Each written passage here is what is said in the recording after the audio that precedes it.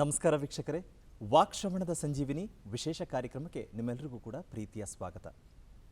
ಸ್ನೇಹಿತರೆ, ನಾವು ಯಾರ ಜೊತೆಗೆ ಸಂವಹನ ಮಾಡಬೇಕು ಅಂತ ಹೇಳಿದ್ರೆ ಅದಕ್ಕೆ ಮುಖ್ಯವಾಗಿ ಬೇಕಾಗಿರೋದು ಭಾಷೆ, ಅಂದರೆ ಮಾತನಾಡೋದು, ಅದರೊಟ್ಟಿಗೆ ಕೇಳಿಸ್ಕೊಳ್ಳೋದು. ಇದು ಎರಡೂ ಇಲ್ಲ ಅಂತ ಹೇಳಿದ್ರೆ ನಾವು ಬೇರೆಯವ್ರ ಜೊತೆ ಕಮ್ಯುನಿಕೇಟ್ ಮಾಡೋದು, ಅಂದರೆ ಸಂವಹನಿಸೋದು ಅಥವಾ ಸಂವಾದ ಮಾಡೋದು ಏನೇ ಇರ್ಬೋದು, ಅದು ಯಾವುದೂ ಮಾಡೋಕ್ಕೆ ಸಾಧ್ಯನೇ ಇಲ್ಲ. ಹಾಗಾಗಿ ನಮಗದೆರಡೂ ಮುಖ್ಯ.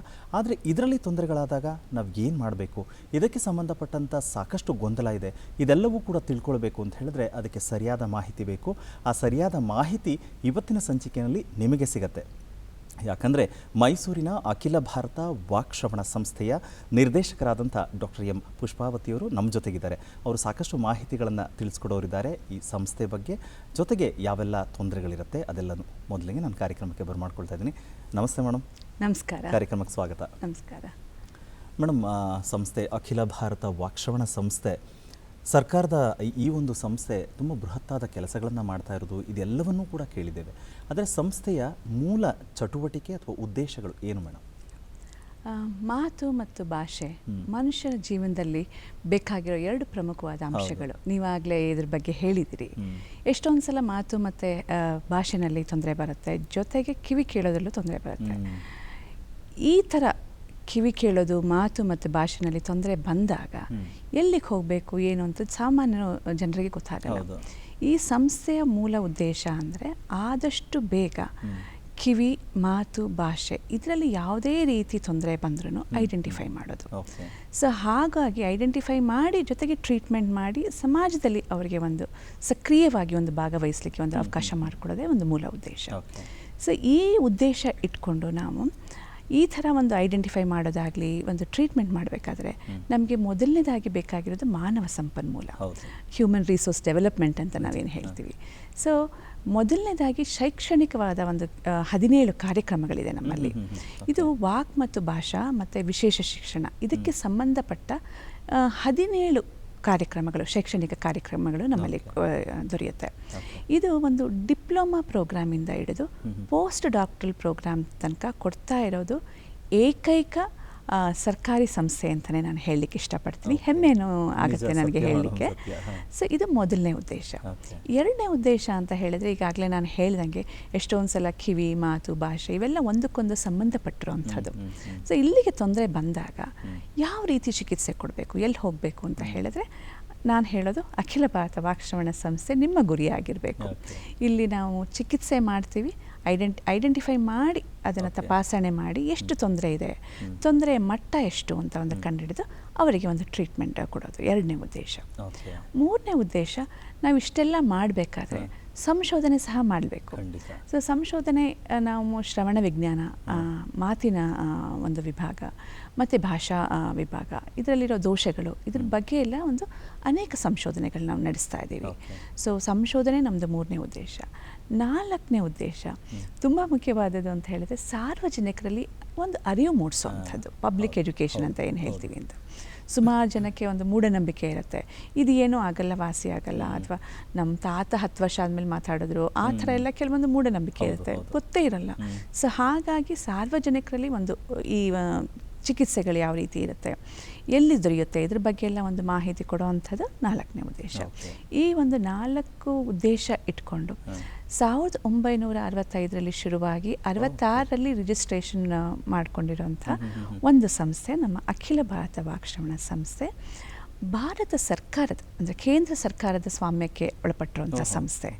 ಸೊ ಇಡೀ ಭಾರತದಲ್ಲಿ ಆರೋಗ್ಯ ಮತ್ತು ಕುಟುಂಬ ಕಲ್ಯಾಣ ಇಲಾಖೆ, health and family welfare, government of India, ಇದ್ರ ಕೆಳಗೆ ಬರೋವಂಥ ಏಕೈಕ ಸಂಸ್ಥೆ ಅಂದರೆ ಅಖಿಲ ಭಾರತ ವಾಕ್ಶ್ರವಣ ಸಂಸ್ಥೆ ಅಂತ ಹೇಳಕ್ಕೆ ಇಷ್ಟಪಡ್ತೀನಿ. Madam, very nice. ಅಂದರೆ ಈಗ ನೀವು ಇಷ್ಟೆಲ್ಲ ಎಕ್ಸ್ಪ್ಲನೇಷನ್ಸ್ ಕೊಟ್ಟ ಮೇಲೆ ಒಂದು ಸ್ಮಾಲ್ ಕನ್ಫ್ಯೂಷನ್ ಇದೆ. ಅಂದರೆ ನಮ್ಮ ವೀಕ್ಷಕರಿಗೋಸ್ಕರ ನಾನು ಕೇಳ್ತಾ ಇರೋದು, ಅಂದರೆ ಇದು ಒಂದು ಸಂಸ್ಥೆನ ಅಥವಾ ಆಸ್ಪತ್ರೆನ ಏನು ಅಂತ ಗೊತ್ತಾಗೋದಿಲ್ಲ ಅಂತ. ನಿಮ್ಮ ಟೈಟಲಲ್ಲೇ ಹೇಳ್ತಾ ಇದ್ದೀನಿ, ಒಂದು ಸಂಜೀವಿನಿ ಪರ್ವತ ಇದ್ದಂಗೆ ಇದು. ಹೇಗೆ ಅಂತ ಹೇಳಿದ್ರೆ, ನಾನು ಮೊದಲನೇ ಉದ್ದೇಶ ಮಾನವ ಸಂಪನ್ಮೂಲ ಬೆಳವಣಿಗೆ ಅಂತ ಹೇಳಿದೆ, ಹ್ಯೂಮನ್. ಸೊ ಇದು ಒಂದು ಕಾಲೇಜು ಅಂತಲೇ ಹೇಳಬೇಕು.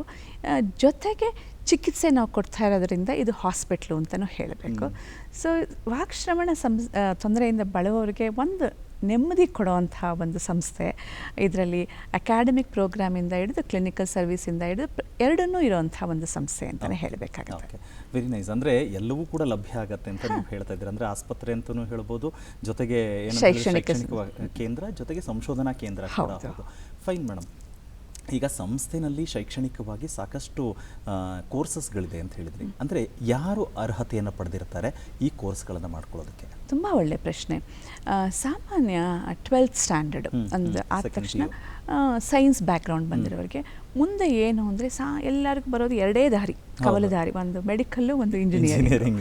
ಸೊ ಇದು ಬಿಟ್ಟು ಒಂದು ಪ್ಯಾರಾಮೆಡಿಕಲ್ ಕೋರ್ಸ್ ಇರುತ್ತೆ ಅಂತ ಎಷ್ಟೊಂದು ಜನ ಗೊತ್ತಾಗಲ್ಲ. ಸೊ ನಮ್ಮಲ್ಲಿ ಒಂದು ಸೆಲೆಕ್ಷನ್ ಇರೋದು, ನಮ್ಮ ಫಸ್ಟ್ ಹೇಳ್ದಂಗೆ ಡಿಪ್ಲೊಮಾ ಒಂದು ಪ್ರೋಗ್ರಾಮು.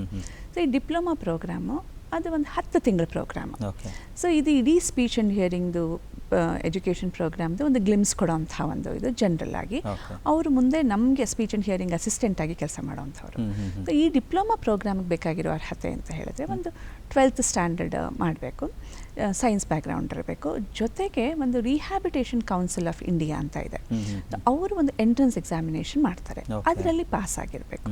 ಸೊ ಆ ಪಾಸ್ ಆದವ್ರ ಮೆರಿಟ್ ಲಿಸ್ಟ್ ನಮ್ಮಲ್ಲಿ ಬರುತ್ತೆ. ಸೊ ನಾವು ಮಾತ್ರ ಅಲ್ಲ, ನಮ್ಮದು ಇನ್ನೊಂದು ಬೇರೆ ಕಡೆ 6 ಕಡೆ ನಮ್ಮಲ್ಲಿ ಇದೇ ಥರ ಒಂದು ಡಿಪ್ಲೊಮಾ ಪ್ರೋಗ್ರಾಮ್ ಕೊಡುವಂಥದ್ದು ಒಂದು ಇದೆ, ವಿಡಿಯೋ ಕಾನ್ಫರೆನ್ಸ್ ಮುಖಾಂತರ ಕೊಡ್ತೀವಿ. ಸೊ ಅದು ಡಿಪ್ಲೊಮಾ ಪ್ರೋಗ್ರಾಮ್ ಬಗ್ಗೆ 3 ಥರ ಡಿಪ್ಲೊಮಾ ಪ್ರೋಗ್ರಾಮ್ ನಾವು ಕೊಡ್ತಾ ಇದ್ದೀವಿ.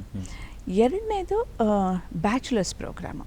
ಸೊ ಇದರಲ್ಲಿ ನಮಗೆ BASLP, bachelors in audiology and speech language pathology. Audiology ಅಂದರೆ ಶ್ರವಣ ವಿಜ್ಞಾನ, ಸ್ಪೀಚ್ ಲ್ಯಾಂಗ್ವೇಜ್ ಪೆಥಾಲಜಿ ಅಂದರೆ ವಾಕ್ಭಾಷಾ ವಿಜ್ಞಾನ.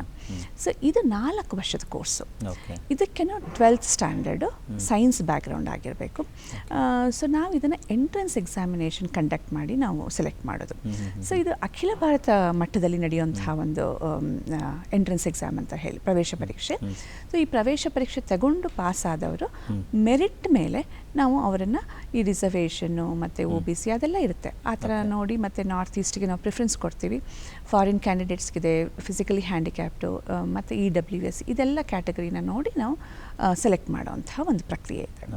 ಅದಾದ ಮೇಲೆ ವಿಶೇಷ ಶಿಕ್ಷಣ ವಿಭಾಗ, ಅಂದರೆ ಈ ಥರ ಮಕ್ಕಳಿಗೆ ಯಾವ ರೀತಿ ಓದು ಬರಹ ಕಲಿಸ್ಬೇಕು.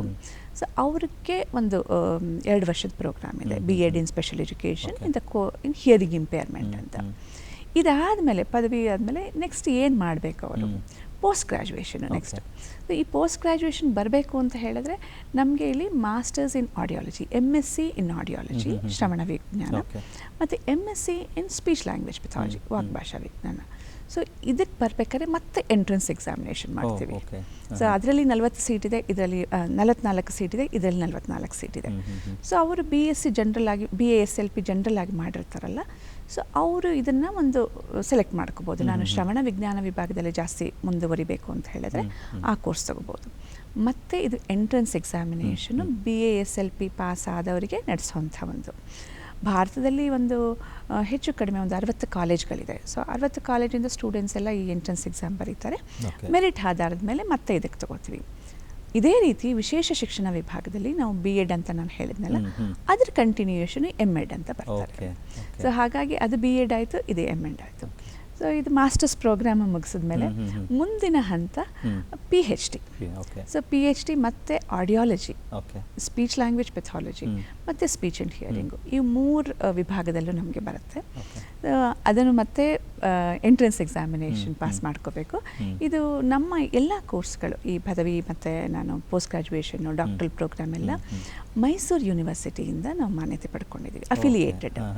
ಜೊತೆಗೆ ನಮ್ಮದು ರಿಹ್ಯಾಬಿಟೇಷನ್ ಕೌನ್ಸಿಲ್ ಆಫ್ ಇಂಡಿಯಾ ಅಂತ ಇದೆ, ಅವರಿಂದನೂ ಮಾನ್ಯತೆ ಪಡ್ಕೊಂಡಿರೋದು. ಜೊತೆಗೆ NAC-ಇಂದನೂ ಮಾನ್ಯತೆ ಪಡ್ಕೊಂಡಿದ್ದೀವಿ. ಸೊ ಈ PhD ಆದಮೇಲೆ ಒಂದು ಪೋಸ್ಟ್ ಡಾಕ್ಟ್ರಲ್ಲು. ಸೊ ಈ ಪೋಸ್ಟ್ ಡಾಕ್ಟರ್ ಅಂದರೆ ಒಂದು ಡಿಪ್ಲೊಮಾಯಿಂದ ಪೋಸ್ಟ್ ಡಾಕ್ಟ್ರಲ್ ತನಕ ಕೊಡೋಂಥ ಏಕೈಕ ಸಂಸ್ಥೆ ಅಖಿಲ ಭಾರತ ವಾಕ್ಶ್ರವಣ ಸಂಸ್ಥೆ ಅಂತ ಹೇಳ್ಕೊಳ್ಳಿಕ್ಕೆ ನನಗೆ ಖುಷಿ ಆಗುತ್ತೆ. ಸೊ ಇದಾದಮೇಲೆ ಅವರು ಮುಂದೆ ಅವರು ಪ್ರೈವೇಟ್ ಪ್ರಾಕ್ಟೀಸ್ ಮಾಡ್ಕೋಬೋದು, ಅಥವಾ ಸುಮಾರು ಜಾಬ್ ಆಪರ್ಚುನಿಟೀಸ್ ಇದೆ. ಸೊ ಇದು ಒಂದು ಶೈಕ್ಷಣಿಕ ಪ್ರೋಗ್ರಾಮ್ದು ಒಂದು ಪಕ್ಷಿ ನೋಟ ಅಂತ ಹೇಳಿ. ಓಕೆ, ಅಂದರೆ ಅವ್ರ ಇಚ್ಛೆ ಇದ್ದರೆ ಏನು ಬೇಕಾದರೂ, ಅಥವಾ ಅಂದರೆ ಅಲ್ಲಿ ಕೂಡ ಕೆಲಸ ಮಾಡುವಂಥ ಅವಕಾಶಗಳು ಇರುತ್ತೆ. And fine. ಹಾಗಿದ್ರೆ ಮೇಡಮ್, ಈಗ ಇವರನ್ನೂ ಕೂಡ ನಾವೀಗ ವೈದ್ಯಕೀಯವಾಗಿ ಏನು ಬೇರೆಯವ್ರನ್ನ ಡಾಕ್ಟರ್ ಅಂತ ಕರಿತೀವಿ, ಸೊ ಇವರಿಗೂ ಅಂತ ಮಾನ್ಯತೆ ಇರುತ್ತಾ, ಡಾಕ್ಟರ್ ಅಂತಲೇ ಕರೀತಾರೆ? ಅಂತ ಹೇಳಿದ್ರೆ ನಾವೀಗ ನಾನು ಡಾಕ್ಟರ್ ಪುಷ್ಪಾವತಿ ಅಂತ ನೀವು ಇಂಟ್ರೊಡ್ಯೂಸ್ ಮಾಡಿದ್ರಿ, PhD ಮಾಡಿರೋದ್ರಿಂದ ನಾನು ಡಾಕ್ಟರ್ ಅಂತ. ಸೊ ಇಲ್ಲ ಅಂತ ಹೇಳಿದ್ರೆ ಆ MBBS ಡಾಕ್ಟರ್ಗೂ ನಮಗೂ ವ್ಯತ್ಯಾಸ ಇರುತ್ತೆ. ನಾವು ಮಾಡೋದು ನಮ್ಮ ಈ ಗ್ರ್ಯಾಜುಯೇಷನ್ ಆದಮೇಲೆ ನಾವು PhD ಮಾಡೋದ್ರಿಂದ ನಾವು ಡಾಕ್ಟರ್ ಅಂತ ಬರುತ್ತೆ ನಮ್ಮ ಹೆಸರಿಗೆ. ಇಲ್ಲ ಅಂತ ಹೇಳಿದ್ರೆ ಬರಲ್ಲ.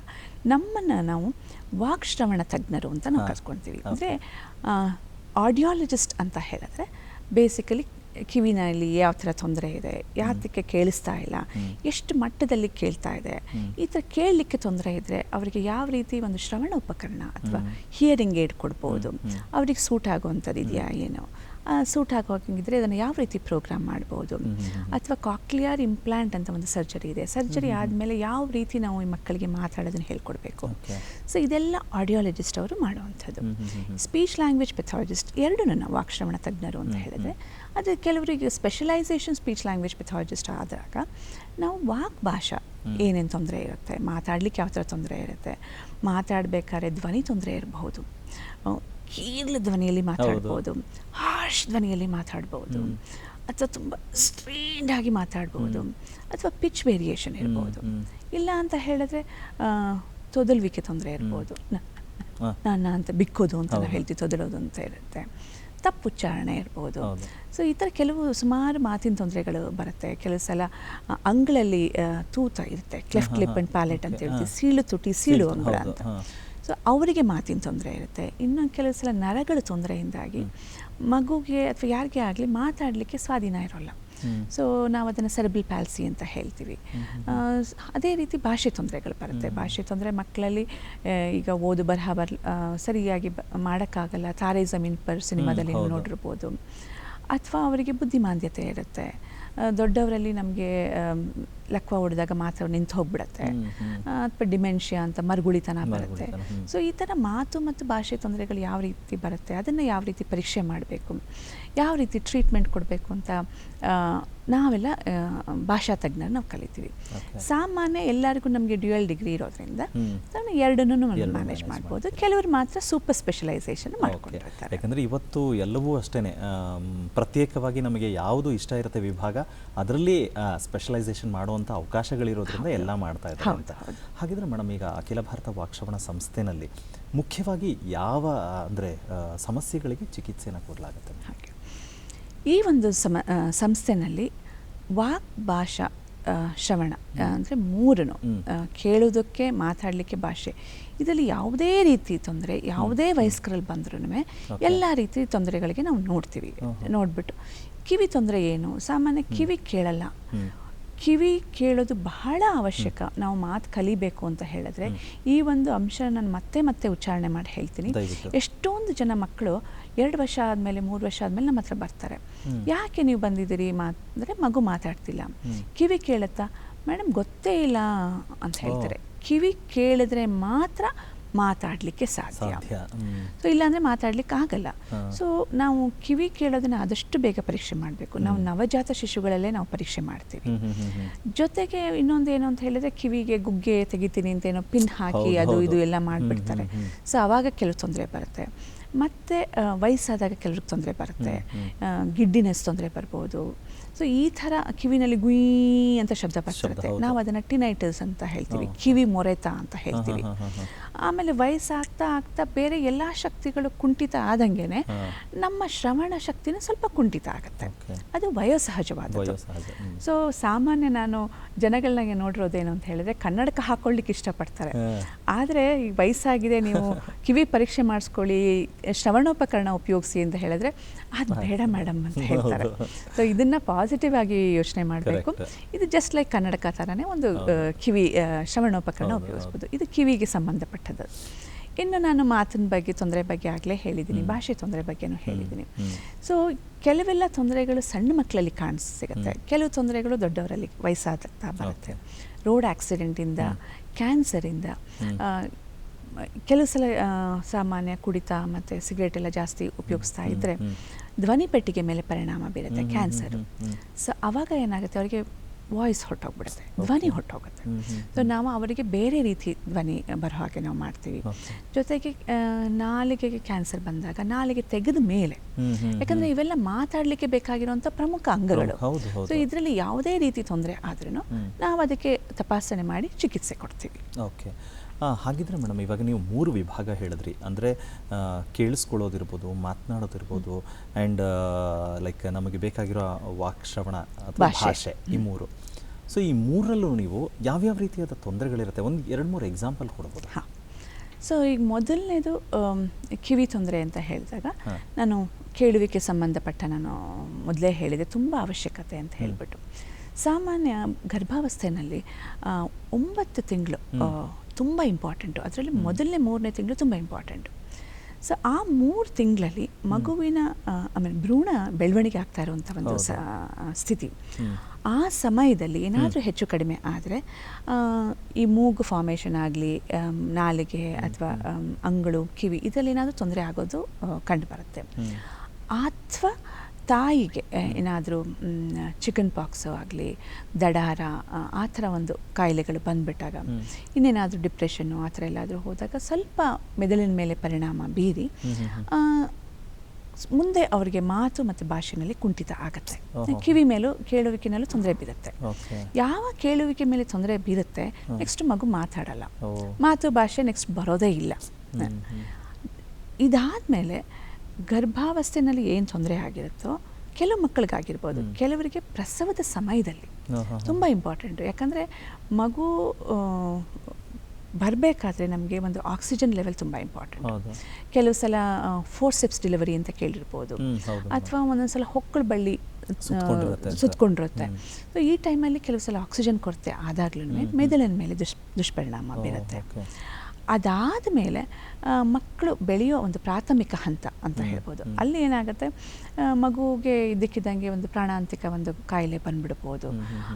10-15 ದಿನ ಹಾಸ್ಪಿಟ್ಲಲ್ಲಿ ಇರುತ್ತೆ. ಆವಾಗ ಒಂದು ಮೆದುಳು ಬೆಳವಣಿಗೆಯಲ್ಲಿ ಕುಂಠಿತ ಆಗುತ್ತೆ.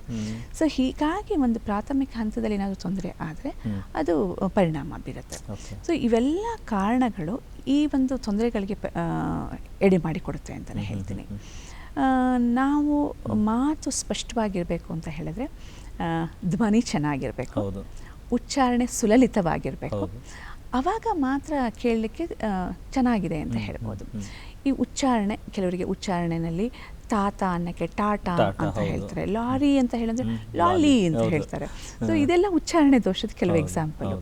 ಒಂದು 3-4 ವರ್ಷ ತನಕ ಮಕ್ಕಳು ಹಂಗೆ ಹೇಳ್ಬೋದು. ಆಮೇಲೆ ಎಲ್ಲ ಬೆಳವಣಿಗೆ ಆದಾಗ ಆ ಮಕ್ಕಳು ಈ ಅಕ್ಷರಗಳನ್ನ ಕಲ್ತ್ಕೊಂಡು ಮಾತಾಡ್ಲಿಕ್ಕೆ ಶುರು ಮಾಡ್ತಾರೆ. 5 ವರ್ಷ ಆದ್ರೂ ಲಾಲಿ ಅಂತ ಹೇಳಿದ್ರೆ, ತಾತ ಅಂತ ಹೇಳಿದ್ರೆ ಅದು ಉಚ್ಚಾರಣೆ ದೋಷ ಅಂತ ಹೇಳ್ಬೋದು. ಇನ್ನೊಂದು ಧ್ವನಿ. ಈಗ ನಾನು ಮಾತಾಡ್ತಾ ಇದ್ದೀನಿ, ನಿಮಗೆ ಒಂಥರ ಕೇಳಬಹುದು ಅಂತ ಅನಿಸುತ್ತೆ. ನಾನು ಹಿಂಗೆ ಮಾತಾಡಿದ್ರೆ ಯಾಕೆ ಮೇಡಮ್ ಹಿಂಗೆ ಮಾತಾಡ್ತಿದ್ದಾರೆ, ಅಥವಾ ಅಂತ ಹೇಳಿದ್ರೆ ಯಾಕೆ ಕೀರ್ಲ ಧ್ವನಿ. ಸೊ ಧ್ವನಿನಲ್ಲಿ ಒಂದು ಸುಮಧುರವಾಗಿ ಮಾತಾಡಿದ್ರೆ ಮಾತ್ರ ಅದು ಸರಿ ಅಂತ ಹೇಳ್ಬೋದು. ಕೆಲವು ಸಲ ಈ ಧ್ವನಿ ಪೆಟ್ಟಿಗೆ ಇರುತ್ತಲ್ಲ, ನಾವು ಮಾತಾಡಬೇಕಾದ್ರೆ ಧ್ವನಿ ಪೆಟ್ಟಿಗೆ ಅಂತ ಲ್ಯಾರಿಂಗ್ಸ್ನಲ್ಲಿ 2 ಧ್ವನಿ ತಂತುಗಳು ಅಂತ ಇರುತ್ತೆ. ಸೊ ಅವೆರಡು ವೈಬ್ರೇಷನ್ ಆಗೋದ್ರಿಂದ ನಮಗೆ ಧ್ವನಿ ಬರ್ತಾ ಇರುತ್ತೆ. ಅಲ್ಲಿ ಏನಾದರೂ ಗೆಡ್ಡೆಗಳು ಆ ಥರ ಏನಾದರೂ ಬೆಳೆದು, ಅಥವಾ ಅಲ್ಲಿಗೆ ಒಂದು ಪ್ಯಾರಾಲಿಸಿಸ್ ಥರ ಆದರೆ ಆವಾಗ ಮಾತಿನಲ್ಲಿ ಅದು ಧ್ವನಿನಲ್ಲಿ ತೊಂದರೆ ಬರುತ್ತೆ. ಇನ್ನು 3ನೇದು, ನಾನು ಆಗಲೇ ಹೇಳ್ದಂಗೆ ಸುಲಲಿತವಾಗಿ ಮಾತಾಡಬೇಕಾಗತ್ತೆ. ಸೊ ಆವಾಗ ಕೇಳಲಿಕ್ಕೂ ಹಿತ ಅನಿಸುತ್ತೆ. ಕೆಲವರು ಮಾತಾಡ್ಬೇಕಾದ್ರೆ ನನ್ನ ಸೊ ಈ ಥರ ಒಂದು ಕಷ್ಟಪಡ್ತಾರೆ, ಒಂದೇ ಅಕ್ಷರನ ಮತ್ತೆ ಮತ್ತೆ ಉಚ್ಚಾರಣೆ ಮಾಡ್ತಾರೆ. ಇದನ್ನು ನಾವು ಸ್ಟ್ಯಾಮರಿಂಗ್, ತೋದಲುವಿಕೆ ಅಂತ ಹೇಳ್ತೀವಿ. ಸೊ ಇವೆಲ್ಲ ಮಾತಲ್ಲಿ ಕಂಡುಬರುವಂಥ ತೊಂದರೆಗಳು. ಭಾಷೆ ತೊಂದರೆಗಳು ಮಕ್ಕಳಲ್ಲೂ ಕಂಡುಬರಬಹುದು, ದೊಡ್ಡವರಲ್ಲೂ ಕಂಡುಬರಬಹುದು. ಮಕ್ಕಳಲ್ಲಿ ಕಂಡುಬರುವಂಥ ತೊಂದರೆಗಳು ಅಂತ ಹೇಳಿದ್ರೆ ಈ ಬುದ್ಧಿಮಾಂದ್ಯತೆ, ಅಂದರೆ ಬುದ್ಧಿ ಬೆಳವಣಿಗೆ ಕುಂಠಿತ ಆಗಿರೋದ್ರಿಂದ ವಯಸ್ಸಾಗ್ತಾ ಇದ್ರೂ ಗ್ರಹಿಕೆ ಸ್ವಲ್ಪ ಕಡಿಮೆ ಆಗಿರುತ್ತೆ, ಬೇರೆ ಮಕ್ಕಳ ಥರ ಬೇಗ ಅರ್ಥ ಮಾಡ್ಕೊಳ್ಳಲ್ಲ. ಸೊ ಇನ್ನೊಂದು ಆಟಿಸಮ್ ಅಥವಾ ತಂತನತೆ ಅಂತ ಹೇಳ್ತೀವಿ. ಮಗು ತಂದೆಯೇ ಆದೊಂದು ಪ್ರಪಂಚದಲ್ಲಿ ಇರುತ್ತೆ.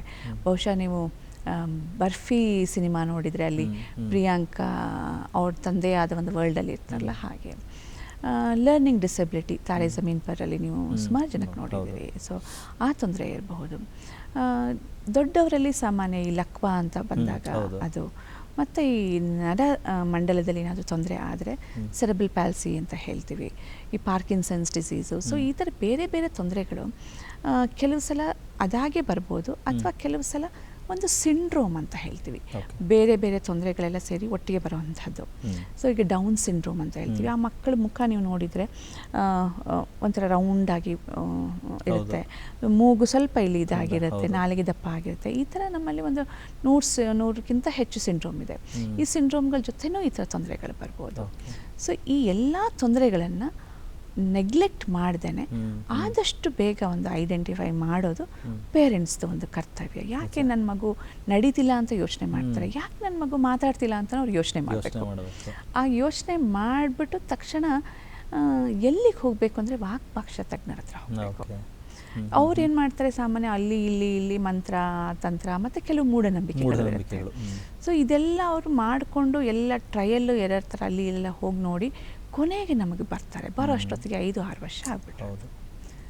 ಬೇಗ ಬಂದಷ್ಟು ನಾವು ಆದಷ್ಟು ಬೇಗ ಐಡೆಂಟಿಫೈ ಮಾಡಿ ನಾವು ಅವರಿಗೆ ಟ್ರೀಟ್ಮೆಂಟ್ ಕೊಡಬಹುದು. ಮುಖ್ಯವಾಹಿನಿ, ಸಮಾಜದ ಮುಖ್ಯವಾಹಿನಿಯಲ್ಲಿ ಅವರು ನಮ್ಮ ಹಾಗೆ ಜೀವನ ಮಾಡೋಕ್ಕೊಂದು ಅವಕಾಶ ಮಾಡಬಹುದು. ಮೇಡಮ್, ಈಗ ಅಂದರೆ ನೀವು ಹೇಳ್ತಾ ಇದ್ದೀವಿ ಸಾಕಷ್ಟು ಅಂದರೆ ಮಕ್ಕಳ ವಿಷಯವಾಗಿ ಮಾತನಾಡ್ತಾ ಇದ್ದೀರಾ. ಅಂದರೆ ಇಂಥ ತೊಂದರೆಗಳು ಬರೀ ಮಕ್ಕಳಲ್ಲೇನಾ ಅಥವಾ ದೊಡ್ಡವರಲ್ಲೂ ಈ ಸಮಸ್ಯೆಗಳು ಕಂಡು ಬರುತ್ತಾ? ದೊಡ್ಡವರಲ್ಲಿ ಇದು ಸಮಸ್ಯೆ ಕಂಡು ಬರುತ್ತೆ. ದೊಡ್ಡವರಲ್ಲಿ ಕಂಡುಬರೋ ಸಮಸ್ಯೆ, ನನ್ನ ಮಾತಿನ ಸಮಸ್ಯೆ ಜಾಸ್ತಿ ಹೇಳಬೇಕು ಅಂತ ಹೇಳಿದ್ರೆ ಧ್ವನಿ ತೊಂದರೆಗಳು. ಈಗ ಧ್ವನಿ ತೊಂದರೆ ಅಂತ ಹೇಳಿದ್ರೆ ನೀವು ಟೀಚರ್ಸ್ಗಳು ಜಾಸ್ತಿ ಮಾತಾಡ್ತಾರೆ, ಯಾಕಂದ್ರೆ ಅವ್ರ ಪ್ರೊಫೆಷನ್ನೇ ಹಾಗೆ. ಈ ಸಿಂಗರ್ಸ್ನು ಅವ್ರಿಗೂ ಹಾಡ್ತಾ ಇರ್ತಾರೆ. ಹೌದು, ಆ್ಯಂಕರ್ಸ್ ಮತ್ತು ಪಾಲಿಟಿಷಿಯನ್ಸ್ ಇರ್ಬೋದು, ವೆಂಡರ್ಸ್ ಇರ್ಬೋದು, ತರಕಾರಿ ಮಾರೋರು ಇರ್ಬೋದು. ನಮಗೆಲ್ಲ ಧ್ವನಿ ಬೇಕಾಗಿರುವಂಥದ್ದು, ನಾವು ಮಾತಾಡದೆ ಜೀವನ ಮಾಡೋಕ್ಕೆ ಆಗಲ್ಲ. ಅದನ್ನು ಎಷ್ಟು ಬೇಕೋ ಅಷ್ಟು ಉಪಯೋಗಿಸ್ಬೇಕು. ಕೆಲವು ಸಲ ತುಂಬ ಜಾಸ್ತಿ ಉಪಯೋಗಿಸ್ತಾರೆ, ಕಿರ್ಚೋದು ಮಾಡೋದು. ಕೆಲವು ಸಲ ಸೈಕಲಾಜಿಕಲ್ ಸ್ಟ್ರೆಸ್ ಬಂದ್ಬಿಡುತ್ತೆ. ಸೊ ಈ ಥರದ್ದೆಲ್ಲ ಆದಾಗ ನೀವು ಮಲಯ ಮಾರುತ ಸಿನಿಮಾ ನೋಡಿದರೆ ಅದರಲ್ಲಿ ವಿಷ್ಣುವರ್ಧನ್ ಅವ್ರದ್ದು ಒಂದು ಸೀನ್ ನಿಮಗೆ ಜ್ಞಾಪಕ ಬರ್ಬೋದು. ಧ್ವನಿ ಕಳ್ಕೊತಾರೆ. ಸೊ ಅದು ಯಾಕೆ ಅಂತ ಹೇಳಿದ್ರೆ ಅದು ಸೈಕಲಾಜಿಕಲಿ ಅವ್ರಿಗೊಂದು ಸ್ಟ್ರೆಸ್ ಬಂದಿರುತ್ತೆ. ಅದೇ ಥರ ಮನುಷ್ಯನ ಭಾವನೆಗಳಿಗೆ ಮೊದಲನೇದಾಗಿ ಸ್ಪಂದಿಸೋದು ನಮ್ಮ ಧ್ವನಿತಂತುಗಳು. ಸೊ ಹಾಗಾಗಿ ಈ ಥರ ದೊಡ್ಡವರಲ್ಲಿ ಈ ಥರ ಧ್ವನಿ ತೊಂದರೆ ಬರುತ್ತೆ. ಅದು ಬಿಟ್ಟು ನಾನು ಆಗಲೇ ಹೇಳಿದಂಗೆ ಲ್ಯಾರಿಂಜೆಕ್ಟಮಿ ಅಂತ ಅಂದರೆ ಏನಂದರೆ ಕ್ಯಾನ್ಸರ್, ವೋಕಲ್ ಫೋಲ್ಡ್ಸ್ ಮೇಲೆ, ಧ್ವನಿ ಪೆಟ್ಟಿಗೆ ಮೇಲೆ ಬರುವಂಥ ಒಂದು ಕ್ಯಾನ್ಸರು. ಈ ಥರ ಕ್ಯಾನ್ಸರ್ ಬಂದಾಗ ನಾವು ಆ ಧ್ವನಿ ಪೆಟ್ಟಿಗೆನ ತೆಗೆದು ಬಿಡಬೇಕಾಗತ್ತೆ. ಮನುಷ್ಯನಿಗೆ ಮಾತಾಡೋಕ್ಕಾಗಲ್ಲ. ಆಲ್ಟರ್ನೇಟ್ ಬೇರೆ ಮೆಥಡ್, ಪರ್ಯಾಯ ವಿಧಾನ ಇರುತ್ತೆ, ನಾವು ಅದರಿಂದ ಹೇಳ್ಕೊಡ್ತೀವಿ. ಹಾಗೆ ನಾವು ಗ್ಲಾಸೆಕ್ಟಮಿ ಅಂದರೆ ನಾಲಿಗೆನ ಕ್ಯಾನ್ಸರ್ ಆದಮೇಲೆ ತೆಗೆದು ಬಿಟ್ಟಾಗ ಅವರಿಗೆ ನಾಲಿಗೆ ಇಲ್ಲದೆ ಇರಬೇಕಾದ್ರೆ ಯಾವ ರೀತಿ ನಾವು ಅವ್ರಿಗೆ ಮಾತಾಡೋದು, ಅದಕ್ಕೆ ಅದೊಂದು ಬೇರೆ ಥರ ವಿಧಾನ ಇರುತ್ತೆ. ಸೊ ಇವೆಲ್ಲ ದೊಡ್ಡವರಲ್ಲಿ ಕಂಡುಬರೋಂಥ ಮಾತಿನ ತೊಂದರೆಗಳು. ಈ ಶ್ರವಣ ತೊಂದರೆಗಳು ಅಂತ ಹೇಳಬೇಕು ಅಂತ ಹೇಳಿದ್ರೆ ಕಿವಿ ಮೊರೆತ, ನಾನು ಆವಾಗಲೇ ಹೇಳ್ದಂಗೆ ಗುಯಿ ಅಂತ ಹೇಳೋದು, ಅಥವಾ ವಯಸ್ಸಾಗ್ತಾ ಆಗ್ತಾ ಒಂದು ಕಿವಿ ಕೇಳೋದು ಕಡಿಮೆ ಆಗ್ಬೋದು. ಈಗ ಜಾಸ್ತಿ ನಾವು ನೋಡ್ತಾ ಇರೋದು ಒಂದು ತಲೆ ಸುತ್ತುವಿಕೆ. ಯಾಕೆ ಅಂತ ಹೇಳಿದ್ರೆ ನಮಗೆ ಕಿವಿನಲ್ಲಿ, ಮಧ್ಯ ಕಿವಿನಲ್ಲಿ ನಮಗೆ ಯಾವಾಗ ಶಬ್ದ ಒಳಗೆ ಹೋಗುತ್ತೆ, ಒಳ ಕಿವಿಗೂ ಹೋಗುತ್ತೆ, ಹೊರ ಕಿವಿಯಿಂದ ಮಧ್ಯ ಕಿವಿಯಿಂದ ಒಳ ಕಿವಿಗೆ. ಸೊ ಅಲ್ಲಿ ಇರೋಂತಹ ಒಂದು ದ್ರವ ನಮಗೆ ತುಂಬ ಬ್ಯಾಲೆನ್ಸಿಂಗ್ಗೆ ತುಂಬ ಇಂಪಾರ್ಟೆಂಟು. ಸೊ ಒಳ ಕಿವಿನಲ್ಲಿ ಏನಾದರೂ ತೊಂದರೆ ಆದರೆ ಈ ತಲೆ ಸುತ್ತುವಿಕೆ ಒಂದು ಬರುತ್ತೆ. ಸೊ ಇದು ದೊಡ್ಡವರಲ್ಲಿ ಕಂಡುಬರೋಂಥ ಒಂದು ತೊಂದರೆ. ಭಾಷೆಯ ತೊಂದರೆ ನಾನು ಹೇಳಬೇಕು ಅಂತ ಹೇಳಿದ್ರೆ ಈ ಲಕ್ವ ಒಡೆದ ಮೇಲೆ ಮಾತಿನ ಮತ್ತು ಭಾಷೆ ಎರಡನ್ನೂ ಕಳ್ಕೊಂಡು ಬಿಡ್ತಾರೆ. ನಾವು ಹೇಳ್ತಾ ಇರ್ತೀವಿ, ಅವರಿಗೆ ಅರ್ಥ ಆಗುತ್ತೆ, ಆದರೆ ಮಾತಾಡಲಿಕ್ಕೆ ಆಗಲ್ಲ. ಇನ್ನು ಕೆಲವರಿಗೆ ಮಾತಾಡ್ತಾರೆ, ಅದು ಏನು ಮಾತಾಡ್ತಾರೆ ಅವರಿಗೆ ಅರ್ಥ ಆಗಲ್ಲ. ಸೊ ಹಾಗಾಗಿ ನಮಗೆ ಮೆದುಳಿನಲ್ಲಿ ಇರೋವಂಥ ಬೇರೆ ಬೇರೆ ಭಾಗಗಳು ಕೇಳಲಿಕ್ಕೆ, ಮಾತನ್ನು ಅರ್ಥ ಮಾಡ್ಕೊಳ್ಳಿಕ್ಕೆ, ಅರ್ಥ ಮಾಡ್ಕೊಂಡ್ಮೇಲೆ ಅದನ್ನು ಶಬ್ದವಾಗಿ ಕನ್ವರ್ಟ್ ಮಾಡ್ಕೊಳ್ಳಿಕ್ಕೆ ಬೇರೆ ಬೇರೆ ಜಾಗ ಇರುತ್ತೆ. ಎಲ್ಲಿ ನಮಗೆ ಪ್ರಾಬ್ಲಮ್ ಆಗಿರುತ್ತೋ ಅದರ ಮೇಲೆ ಯಾವ ರೀತಿ ತೊಂದರೆ ಉಂಟಾಗುತ್ತೆ ಅನ್ನೋದು ಅವಲಂಬಿಸಿರುತ್ತೆ. ಸೊ ಚಿಕ್ಕವರು ದೊಡ್ಡವರು ಇಬ್ಬರಲ್ಲೂ ಕಂಡು ಬರುವಂಥ ತೊಂದರೆಗಳು ಅನೇಕ ತೊಂದರೆಗಳಿದೆ. ಎಸ್, ಅಂದರೆ ನೀವು ಇವಾಗ ಹೇಳ್ತಾ ಇದ್ದಾಗ ಅಂದರೆ ನಿಜವಾಗ್ಲೂ ಅಂದರೆ ನಮಗೆ ಎಷ್ಟು ಮುಖ್ಯ ಈ ಒಂದು ನಮ್ಮ ಮಾತನಾಡೋದಿರ್ಬೋದು, ಕೇಳೋದಿರ್ಬೋದು, ಅಂದರೆ ಭಾಷೆ ಬಗ್ಗೆ ಹಿಡಿತಾ ಇರ್ಬೋದು ಎಲ್ಲವೂ ಕೂಡ ಅಂತ. ಫೈನಲಿ ಮೇಡಮ್, ಆ್ಯಕ್ಚುಲಿ ಏನಂತ ಹೇಳಿದ್ರೆ ಬಹುತೇಕ ಕಾರ್ಯಕ್ರಮದ ಕೊನೆ ಘಟ್ಟಕ್ಕೆ ಬರ್ತಾ ಇದ್ದೀವಿ. ನಾವೀಗ ಇಷ್ಟೆಲ್ಲ ನೀವು ಉಪಯೋಗಗಳಿದೆ ಸಂಸ್ಥೆಯಲ್ಲಿ, ಎಲ್ಲವೂ ಲಭ್ಯ ಇದೆ ಅಂತ, ಅದು ಬರೀ ಮೈಸೂರಿನಲ್ಲಿ ಮಾತ್ರನಾ ಅಥವಾ ಬೇರೆ ಕಡೆ ಇದೆಯಾ? ಹೇಗೆ ನಿಮ್ಮನ್ನು ಸಂಪರ್ಕಿಸಬೇಕು? ಎಲ್ಲದಕ್ಕೂ ಒಂದು ದೊಡ್ಡ ಕ್ವಶನ್ ಮಾರ್ಕ್ ಇದೆ, ನೀವೇ ಉತ್ತರ ಕೊಡಬೇಕು. ಇಲ್ಲ, ಇದು ಮೈಸೂರಲ್ಲಿ ಇರುವಂಥ ಒಂದು ಸರ್ಕಾರಿ ಸಂಸ್ಥೆ, ಏಕೈಕ ಸಂಸ್ಥೆ ಅಂತ ಹೇಳಿದ್ವಿ. ಈಗಾಗಲೇ ನಾವು ಎಲ್ಲ ತೊಂದರೆ ಇರೋರಿಗೆ ಮೈಸೂರಿಗೆ ಬರೋಕ್ಕಾಗಲ್ಲ. ಸೊ ನಮಗೆ ಈ ಚಿಕಿತ್ಸಾ ಸೇವಾ ಸೌಲಭ್ಯ ಕೊಡಬೇಕು ಅಂತ ಹೇಳಿದರೆ ನಮ್ಮಲ್ಲಿ ಬಂದರೆ ಎಲ್ಲ ನುರಿತ ತಜ್ಞರು ನಮ್ಮಲ್ಲೇ ಇದ್ದಾರೆ. ಸೊ ENT ಡಾಕ್ಟರ್ ಇರ್ಬೋದು, ಸ್ಪೆಷಲ್ ಎಜುಕೇಟರ್ ಇರ್ಬೋದು, ಇದಕ್ಕೆಲ್ಲ ಮುಖ್ಯವಾಗಿ ನಮ್ಮ ಆಡಿಯಾಲಜಿಸ್ಟು, ಸ್ಪೀಚ್ ಲ್ಯಾಂಗ್ವೇಜ್ ಪೆಥಾಲಜಿಸ್ಟು ಮತ್ತು ಕನ್ಸಲ್ಟೆಂಟ್ ಮೆಡಿಕಲ್ ಸ್ಪೆಷಲಿಸ್ಟು ಎಲ್ಲ ಇರ್ತಾರೆ. ಒಬ್ಬರು ಒಂದು 500 ರೂಪಾಯಿ ಹಿಡ್ಕೊಂಡು ಬಂದರೆ ನಮ್ಮಲ್ಲಿ ಎಲ್ಲ ಥರ ಚಿಕಿತ್ಸೆನೂ ಸಿಕ್ಬಿಡುತ್ತೆ. ಯಾಕಂದರೆ ಎಷ್ಟೊಂದು ಜನ ಅಂದ್ಕೊಂಡಿರ್ತಾರೆ ಇದು ತುಂಬ ವೆಚ್ಚನ ಅಂತ. ಖಂಡಿತ ಅಲ್ಲ. ರಿಜಿಸ್ಟ್ರೇಷನ್ ಫೀಸ್ ಬರೀ 40 ರೂಪಾಯಿ. ಮತ್ತು ಬೇರೆ ತಪಾಸಣೆ, ಕಿವಿ ಪರೀಕ್ಷೆ ಮತ್ತು ಮಾತಿನ ಪರೀಕ್ಷೆ ಎಲ್ಲ ಮಾಡಿದ್ರು ಒಂದು ಹೆಚ್ಚು ಕಡಿಮೆ ಒಂದು 500 ರೂಪಾಯಿನಲ್ಲಿ ಮುಗಿದು ಹೋಗ್ಬಿಡುತ್ತೆ. ಈ ಥರ ಬರೀ ಭಾರತದಲ್ಲಿ ಏಕೈಕ ಸಂಸ್ಥೆ ಅಲ್ಲದೆ ನಾವೀಗ ಇದನ್ನು ಸ್ವಲ್ಪ ಬ್ರಾಂಚಸ್ ಅಂದರೆ ಔಟ್ರೀಚ್ ಸೆಂಟರ್ಗಳನ್ನ ನಾವು ಇದು ಮಾಡ್ತಾ ಇದ್ದೀವಿ. ಸೊ ಸುಮಾರು ಒಂದು 8 ಔಟ್ರೀಚ್ ಸೆಂಟರ್ಸ್ ಭಾರತದ ಬೇರೆ ಬೇರೆ ಜಾಗದಲ್ಲಿದೆ. ಅದೇ ರೀತಿ ನಮ್ಮ ಭಾರತದ ಬೇರೆ ಬೇರೆ ಜಾಗದಲ್ಲಿ ನವಜಾತ ಶಿಶುಗಳನ್ನ ಐಡೆಂಟಿಫೈ ಮಾಡಲಿಕ್ಕೆ ನ್ಯೂ ಬಾರ್ನ್ ಹಿಯರಿಂಗ್ ಸೆಂಟರ್ಸ್ ಅಂತ ಅದು ಒಂದು 14 ಸೆಂಟರ್ಸ್ಗಳಿದೆ. ಸೊ ಹೀಗಾಗಿ ಮತ್ತೆ ಯಾರು ಬರಲಿಕ್ಕಾಗಲ್ವೋ ಅವರಿಗೆ ಟೆಲಿ ಮಾಧ್ಯಮದ ಮುಖಾಂತರ ನಾವೇನೆ, ಅದರಲ್ಲೂ ಈಗಿರುವಂಥ ಒಂದು ಪರಿಸ್ಥಿತಿನಲ್ಲಿ, ಕೋವಿಡ್ ಪರಿಸ್ಥಿತಿನಲ್ಲಿ ನಾವು ಟೆಲಿ ಮಾಧ್ಯಮದ ಮುಖಾಂತರ ನಮ್ಮ ವೆಬ್ಸೈಟಲ್ಲಿ ಎಲ್ಲ ಡೀಟೇಲ್ ಕೊಟ್ಟಿದ್ದೀವಿ. ಅವ್ರು ನಮಗೆ ಒಂದು ರಿಜಿಸ್ಟ್ರೇಷನ್ ಮಾಡಿಕೊಂಡು ಅಥವಾ ಒಂದು ಫೋನ್ ಮಾಡಿ ಹೇಳಿದ್ರೆ ನಾವು ಅವರು ವಾಟ್ಸಪ್ ಮುಖಾಂತರನೇ ಒಂದು ಮಾತಾಡಿ ಅಲ್ಲೇ ತೊಂದರೆ ಐಡೆಂಟಿಫೈ ಮಾಡಿ ಅವರಿಗೆ ಒಂದು ಸಲಹೆ ಕೊಡ್ತೀವಿ. ಸೊ ಹೀಗಾಗಿ ನಮ್ಮ ವೆಬ್ಸೈಟ್ ಓಪನ್ ಮಾಡಿದರೆ ಸುಮಾರು ಮಾಹಿತಿಗಳು ನಾವು ವೆಬ್ಸೈಟಲ್ಲಿ ಹಾಕಿದ್ದೀವಿ. ಬೇರೆ ಬೇರೆ ಭಾಷೆ ಇದೆ, ಕನ್ನಡ, ಇಂಗ್ಲೀಷ್, ಹಿಂದಿ, ಮಲಯಾಳಂ. ಯಾಕಂದರೆ ನಮ್ಮದು ನ್ಯಾಷನಲ್ ಇನ್ಸ್ಟಿಟ್ಯೂಟ್ ಆಗಿರೋದ್ರಿಂದ ಎಲ್ಲ ಭಾಷೆದು ಒಂದು ಪಬ್ಲಿಕ್ ಎಜುಕೇಷನ್ ಮೆಟೀರಿಯಲ್ಲು ಎಲ್ಲನೂ ನಾವು ಅಪ್ಲೋಡ್ ಮಾಡಿದ್ದೀವಿ. ಸೊ ಸಾರ್ವಜನಿಕರು ಇದ್ರ ಉಪಯೋಗ ಪಡ್ಕೋಬೇಕು. ನಮ್ಮ ಟೆಲಿ ಮಾಧ್ಯಮ ಬೇರೆ ಇದೆ. ಸೊ ಏನೇ ಒಂದು ಕ್ವೈರಿ ಇದ್ರೂ ನಮ್ಮ ವೆಬ್ಸೈಟಲ್ಲಿ ಇಮೇಲ್ ID ಇದೆ.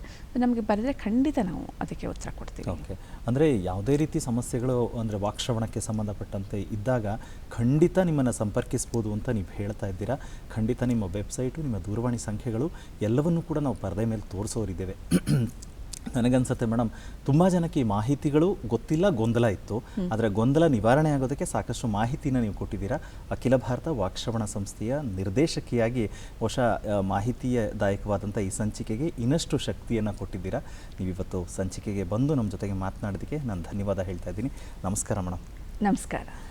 ವೀಕ್ಷಕರೇ, ಅಂದರೆ ವಾಕ್ಶ್ರವಣದ ಸಂಜೀವಿನಿ ಅನ್ನುವಂಥ ಈ ವಿಶೇಷವಾದ ಸಂಚಿಕೆಯ ಮುಖಾಂತರ ವಾಕ್ಶ್ರವಣಕ್ಕೆ ಸಂಬಂಧಪಟ್ಟಂಥ ಸಾಕಷ್ಟು ಸಮಸ್ಯೆಗಳನ್ನು ಅದನ್ನು ನಾವು ಸರಿಪಡಿಸ್ಕೊಳ್ಬೇಕು ಅಂತಂದರೆ ಮೈಸೂರಿನಲ್ಲಿರುವಂಥ ಅಖಿಲ ಭಾರತ ವಾಕ್ಶ್ರವಣ ಸಂಸ್ಥೆಗೆ ನೀವು ಭೇಟಿಯಾದರೆ ಅಥವಾ ವೆಬ್ಸೈಟು, ದೂರವಾಣಿ ಸಂಖ್ಯೆಯನ್ನು ಸಂಪರ್ಕಿಸಿದರೆ ಎಲ್ಲವೂ ಕೂಡ ಲಭ್ಯ ಅಂತ ಹೇಳ್ತಾ ಈ ವಿಶೇಷವಾದ ಸಂಚಿಕೆನ ಇಲ್ಲಿಗೆ ಮುಗಿಸ್ತಾ ಇರ್ತೀವಿ.